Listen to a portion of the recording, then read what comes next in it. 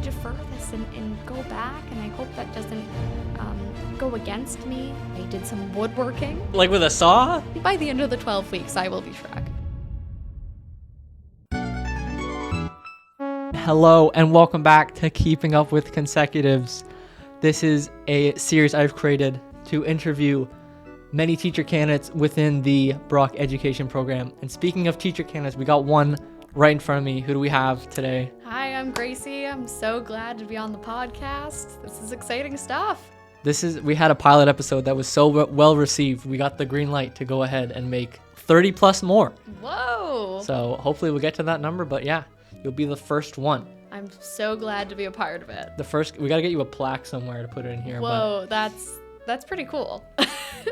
Yeah, so currently the name is Keeping Up with Consecutives, although if anybody at any point thinks of a better one, I'm open to change. You got to have an open mind, But yeah, the main goal with this is when I was applying for Teachers College, I wanted to find more information about the program, but I couldn't find much. So naturally, I had my most genius idea this year. Why not add another toe to that digital footprint and create a series where teacher candidates can talk about their experiences? That's great. I mean, I love that analogy, first of all, and I have to admit I was kind of in the same position when I applied for Teachers College. There are a couple pages on the Brock website that I kept going back to, but I never really found the information I was looking for. And all of my colleagues were Con Ed students, so not consecutive, and there's definitely a difference in the application process. So yeah, I believe with concurrent, you just got to keep your percent average and then you're in. Yeah. Consecutive, you got to fight. You got to fight for your right. Tooth and nail to fight, right? Yeah. So definitely a little bit different, but yeah. We'll get into that a little bit later. But Gracie, have you ever been on a podcast before? I have been on a podcast before, but never in this space. Never of this high quality. No, it was usually in in a basement or over Zoom during COVID. In a basement? Yeah, my friend had a podcast thing in his basement. It's pretty cool. What was it about? It was like a political activism podcast. So you're a pro at this? I wouldn't consider myself a pro. I feel very professional, again, in this space and this topic, but yeah, it's exciting, and yeah, I'm looking forward to being a part of it. Yeah, so this is my first time hosting one. So the guest has more experience being on it than the host does hosting, which is already welcome, but we'll figure it out. So first off, where do you hail from? So I am from the Niagara region. I live in a small town that's about 35 minutes from here. So I'm a commuting student, and I have been throughout my undergrad as well. So I'm from Niagara, went to Brock, and here I am 5 years later. Same spot, but that's okay. Yep. I commute from Stony Creek, so 35 minutes the other direction, I believe, from where you go. But yeah, fighting that QEW every single day. I 5 know. years. Yeah, it's you about... see some stuff. I've seen it all. I've taken different routes sometimes, but just to change it up. Just to change it up, yeah. Keep me engaged, but yeah, it's definitely... I wouldn't change it though. Actually, it's been really beneficial throughout my education. The peacefulness kind of, besides the horns and everything. But yeah, that's a bit much. But I mean, it's pretty. I feel like I can focus. I think about my assignments, or I just kind of chill out. And yeah, it's a nice commute. I don't mind. You need to relax a little bit more. You'll just be on Google Maps. It'll say, go this route. It'll be 10 minutes slower. And that's the one scenario where you'll be like, yeah, 10 minutes slower to my destination, I'll take it. I'll take it. Yeah, I'll take the scenic route. I really don't mind. Yeah. All right. So first and foremost, we're both in the consecutive education program. We did not do concurrent education. No. What was your undergraduate again? Mine was medical science. I majored in history, and I did a double minor in geography and environmental sustainability here at Brock. Social studies then. Definitely social studies. Pro in social studies. I should have got you in my group for that project we have right now in social studies. Watch out. Our group might crush yours. Yeah. So that application process we were talking about earlier, why did you decide to go to Brock? I think I know why, based on some clues here, some context clues, but why did you decide to go to Brock? Did you apply anywhere else as well? My experience was a little bit different. So out of high school, I always thought about education. Back then I thought high school, and kind of I'm still thinking of high school right now, but I decided to, I didn't take my concurrent ed offer out of high school, and I just went through my undergrad. And then when I applied last year, I did the entire application, but I actually didn't really intend on going to Teachers College. I also applied for my master's, and unfortunately, the program took a pause for a year. So I wasn't able to get into the program because it was essentially canceled. But luckily, I received an offer for Teachers College. So Brock was the only place I applied for. And I mean, I'm closer to the United States than I am Toronto area. So if I was not successful at Brock, I probably would have just hopped the border. In hindsight, I'm kind of glad that that wasn't the case. But yeah, that's kind of my journey here. To Niagara University, like across the border? Yeah, I mean, my mom's in education too. She went to Canisius. So Canisius, Niagara, my cousin just, she was at Duville, but Duville isn't a school anymore, so now she's at Niagara. So that was kind of going to be my plan, just hopping over the border and doing it from there.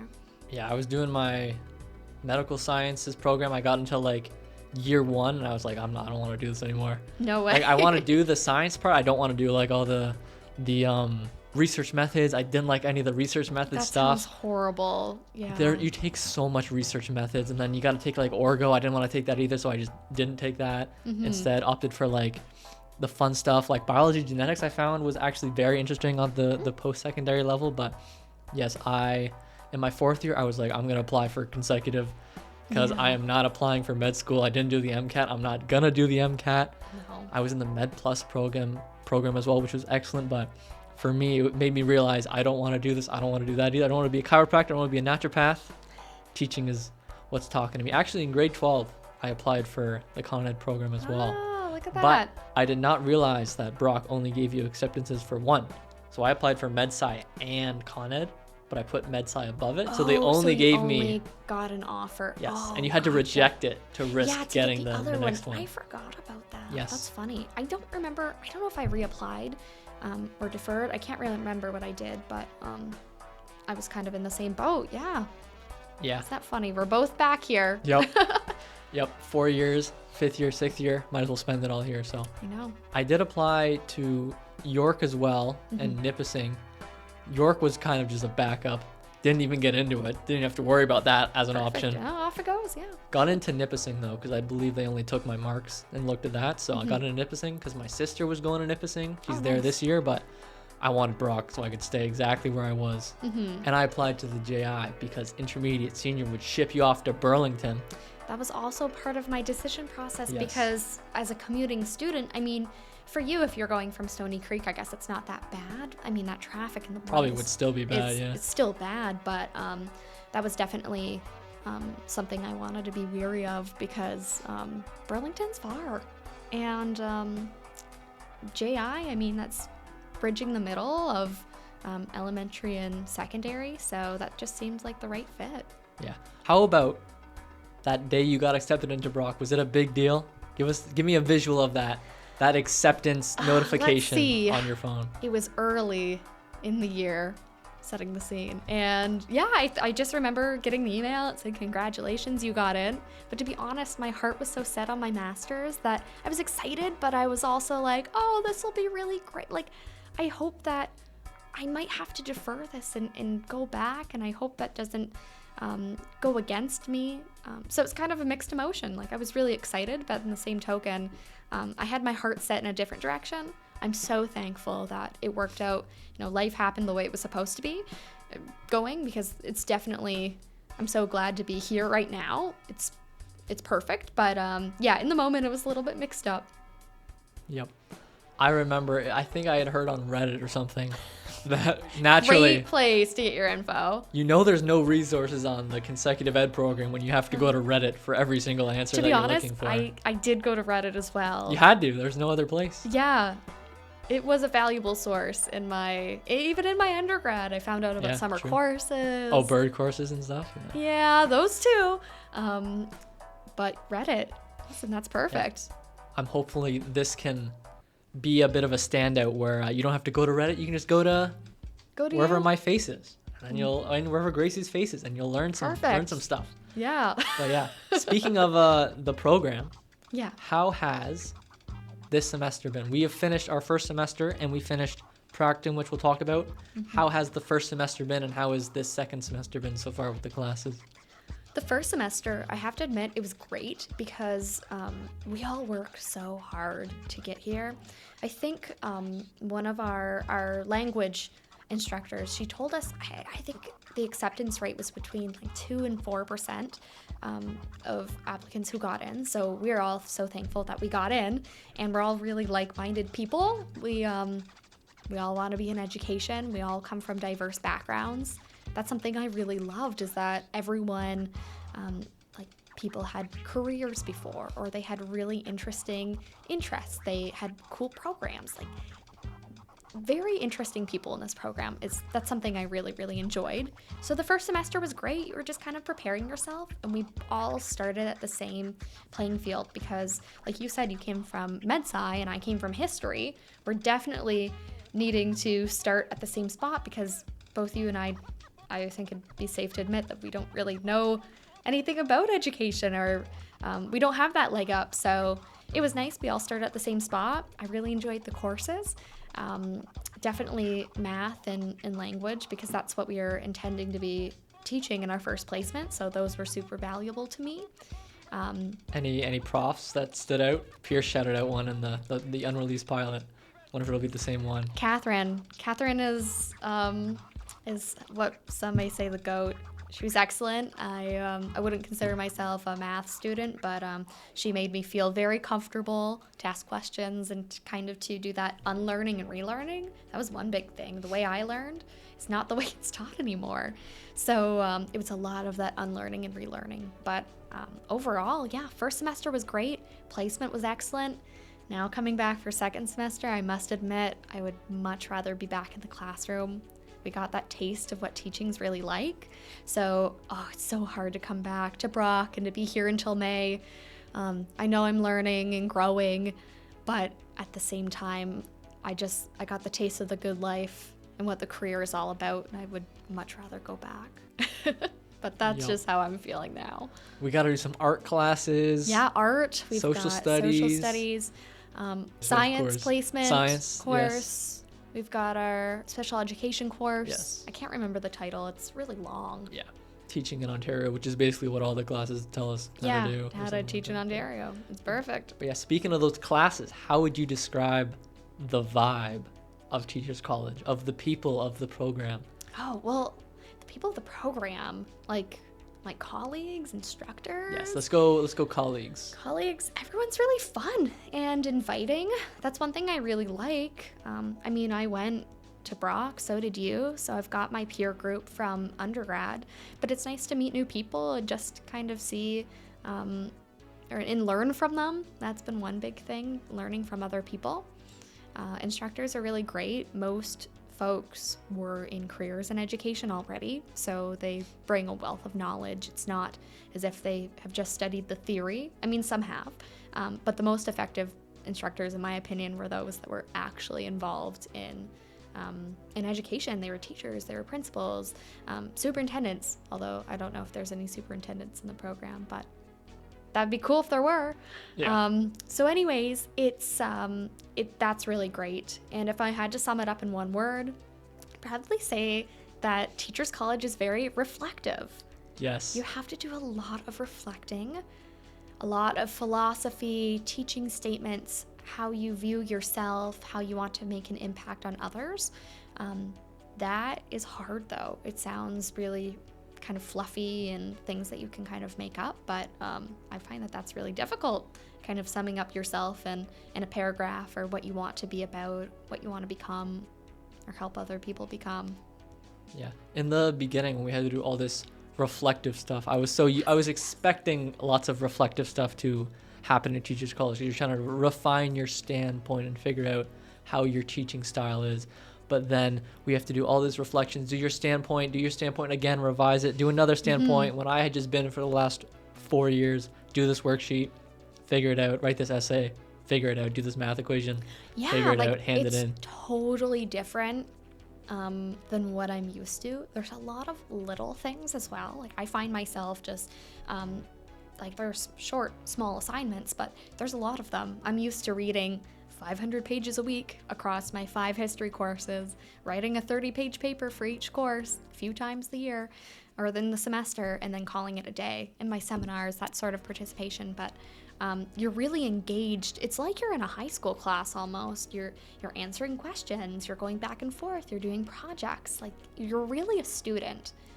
And 50 group work projects as well. A lot of group work. I don't remember doing that much group work in school, but Or even post-secondary. I know. I don't know if I did any group work. I swear every class must have 2 or 3 Uh-huh. group projects. But I think that actually benefits you because you're getting to, especially in the first semester, you're getting to learn who everybody is, how they work. That's so valuable too. Like I never felt this close with people in my undergrad, except for my close friends.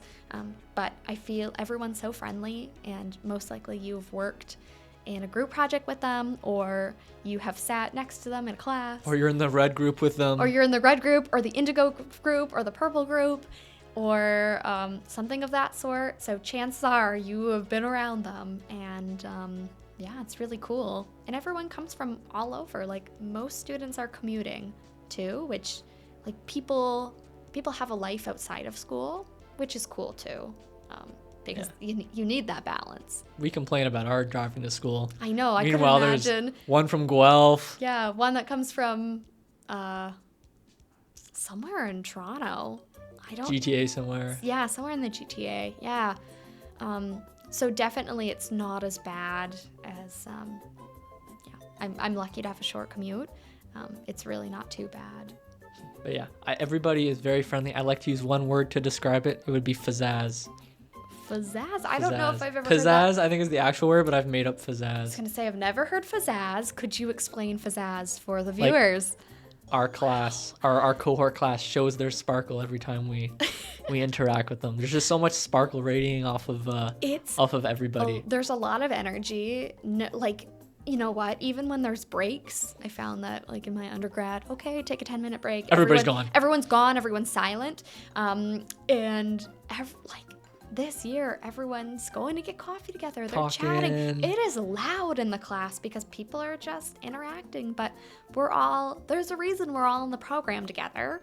And part of the reason is that we all fit the same type of personality style. We're all very different, but everyone's very social, friendly, happy. Yeah. It's really great. Yeah, I agree. It was fun to be with everybody. But as you said earlier, it was also very fun to be split apart from everybody, getting sent away like the Hunger Games to your school district. The process of being sent away was difficult though, because I never knew before how the distribution process goes for teacher candidates, and you kind of get an email. I don't know how much far in advance you got yours, but mine was maybe a week and a half. Oh, mine was like 2 weeks. 2 weeks, maybe? Yeah. I think I got mine when most people got theirs. So you kind of get an email and it says, you're going to this school and this is your grade and this is your associate teacher. And some people get sent really far away. Other people get sent really close by. It's, I think we're just a name in the hat, to be honest. We're kind of talking about the practicum here. Do you want to describe what a practicum is for the uninitiated? Oh, absolutely. So a practicum is when you are sent to a certain school that's within your grade division. So we're junior intermediate, so we could be sent anywhere. We're able to teach students from grades 4 to 10. However, they told me that we'll likely never have a high school placement. I asked for one specifically. They were like, nope. I know, I would love one. However, it sounded like a hard no. So from 4 to 8, you'll get a teaching placement. You're not allowed to make your own, so you get sent somewhere. And in our case, for our first placement, it was 2 months long. So for the first week, it was just observation. So we're learning what the classroom's all about. We're really not teaching, but getting to know everyone. And then the next 7 weeks, you are actively teaching. And I think by the end of the 7 weeks, you were to be teaching 50% of the time, up to 50% of the time, and with emphasis on language arts and math. However, I taught other things, and I don't know, just gives you more experience. I found that was a nice break from just, you know, 2 pretty heavy subjects. I was at a school in Niagara. You were at 2 schools. I was at 2 schools. It wasn't intentional. I started at one school and they restructured some staff in the school. So unfortunately, my associate teacher, I think about a week and a half, 2 weeks in, got shifted to a new role, which was great for her. However, that meant that I no longer had a placement at that school. So in consultation with my Practicum advisor, is that what they're called? Practicum Practicum Practicum advisor? advisors? Yes. Yeah. In consultation with mine, we sorted some things out and the placement office gave me a new placement. So I was at 2 schools with 2 different groups of students, but definitely they were both in the intermediate division and both schools were great. The first one I didn't spend much time at, but the second one was fantastic and it was also in Niagara in the public board. Yeah, I really enjoyed my placement as well. It was a nice break from classes every day. You get in a rhythm as well. It's like, okay, I finally got a schedule. It's 8 to 3:20 or 9 to 3:20 every day or whatever it was, and then you're done after school. You know, I found it was a very nice break. But then right at the end, when you're like reaching week number 8, and it's like, oh my God, I gotta make 3 more lesson plans for tomorrow. It was kind of weighing on me a little bit. I'm like, okay, I've got my experiences. I'm ready to pack them up. Maybe not for 12 more weeks of classes after that. Maybe like 6. Yeah, but 6 would be nice. 12 is a lot. Yeah. Oh my gosh. I would have liked maybe like another block this year. Maybe would have been perfect. But I know, and we'll have 2 placements next year, but I feel the same way after, you know, it was great. My placement was excellent. However, towards the end, we have very lengthy lesson plans. There's so much planning because it's our first kick at the can. We don't really have any resources or any lesson you're plans reinventing created. the wheel. We are reinventing the wheel and reinventing everything. And I just remember like staring at my computer screen, knowing what I wanted to do, but I just couldn't get any words out. Just couldn't figure it out. So I was kind of in a pickle there a few times during my placement, but it was a wonderful experience. And here we are for 12 more weeks. So we're just hanging in there, and I think it'll fly by. It's already week 4. Yes, and it'll be nice by the end of May. Yes. Birds will be chirping. But then we'll be in the class when the birds are chirping. That's True. what I'm sad Hopefully about. we can have class outside or something. Oh, that would be great. Speaking of birds chirping and happiness, a lot of focus this semester was on mental health. What have you been doing to cope with the potential stresses of class? Anything you did during practicum? Oh, that's a good question. I decided during practicum that I needed to give some more, I needed to practice some quiet hobbies. Because of course, in a school, regardless of your classroom, you know, we're both in intermediate, so it would be very different than perhaps a grade 3 class. But I needed a brain break every now and again, so I do a lot of work outside. I didn't work like a job during my placement, but I did other things. I did some woodworking. What, like with a saw? Chainsaw? Yeah. No. I'll leave that to my brother. Okay. No, like I was restoring like some furniture and trying to like get into woodworking because it's quiet. Did some reading. I teach dance, so I was really heavy into that. But it was basically just like quiet hobbies, to be honest, because you need an outlet when you're dealing with students every day, and we're very new to that. So we need to build up an immunity. Yeah, speaking of immunity, did you ever get any sicknesses while you were on practicum? I somehow survived. I survived too. And like when I tutored last year, I have never been so sick in 1 year. And I was in a school probably around this for 2 months, same time as the placement. This year I didn't get sick once. So I'm so lucky. Like that's great. But I know people who got like so ill so fast. Yeah, so I'm glad I wasn't them. Yeah, my teacher was Lysoling down the desks, and then there was 2 or 3 days I might have saw her at her absolute lowest. She was so terrible. Oh my gosh, because even like if you are sick, then you've got to send in your lesson plans. Like you can't just close the book and be done. Nope. You're always on the clock. Yeah, exactly. It was no matter what you did, you just gotta, from the teacher's point of view, you just gotta survive the day sometimes. Survive the day. Yeah, get through. Have some backup plans. Yes. And then go home and take a nap. Exactly. And you know what? I hope one point in my career that I'll have lots of great resources. I kind of know what's going on. I get more comfortable in the role that something like that where you're not feeling your best, it doesn't take away everything from you. You're not worried on top of being sick. Like worried about your lessons, worried about your class. Random question. Do you ever do any like cross-country skiing or anything? Yes, I do. That's actually a great thing that I picked up during my placement. That's another silent hobby. When I got home from work, probably every day. We got a lot of snow this year. Where I live, I've got lots of trails behind my house, so I would go for over an hour every day. I'd listen to a podcast like this one and kind of just debrief. Because for me, like, I just need to get outside, especially when you're in a school, you're inside. And although you're moving around, you're going outside for duty, like, I just needed to take some time for myself.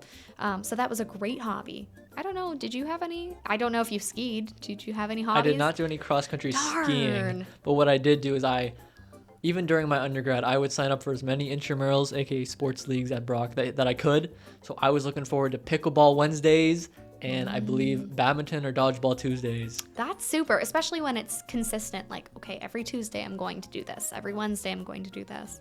That's why, like, I know some people, I'm not sure how many teacher candidates were at your school. It was just me at my school. But... I had me and another Con Ed student in kindergarten, cool. So I didn't really interact with her much. Yeah, that's kind of hard. But I do know lots of people, if there were a few teacher candidates at the same school, they would get together and kind of spend time together and do that sort of thing, which is healthy. Like, we're all in the same boat, so spending time together or, like, engaging in sports. I danced a lot, too, on my free time, so, yeah, it's healthy. It's good. I do have some questions from the audience. Oh, man, from the audience.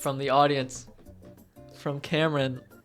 Which Shrek character do you relate to the most and why? That's such a funny question. I had a colleague who used to say that I was like Fiona from Shrek. I don't know what that meant. Because then another person I worked with was Donkey, and then anyways, they named us all after Shrek characters. So maybe I identify with her, if that makes sense. Full disclaimer, you are wearing green right now. I fear that it's St. Patrick's Day, but I also acknowledge that this might be my inner Shrek coming out. Your inner Shrek does come out after 8 weeks of practicum and 2 semesters of teaching college classes. I kind of felt like that. I think by the end of the 12 weeks, I will be Shrek. But yes, anything you want to promote? I don't know. You got a blog? I don't have a blog. I don't really know if there's anything to promote. I'm glad to be here. And yeah, and if you're an incoming Teachers College student, all I can say is best of luck. Not in a sarcastic way, but yeah, it's fun, and you should keep listening to this podcast because I think it will give you great tips. Next guest. Okay, so there are 3 people that said they would do it, right? Yes. Okay, I'll look at the camera. Matea, I challenge you to be on the podcast next. It's a challenge now to survive it. It's a challenge. You know, it's not too bad. It's pretty nice in this podcast room. Air conditioned. It's air conditioned. You can get asked questions about Shrek, so it's not so bad. I hope she's got availability because she will be now sitting she does. Right here. The podcast told you. All right, awesome. Thank you, Gracie. Thanks very much. This was fun. Tune in for Matea eventually. Tune in. She loves books.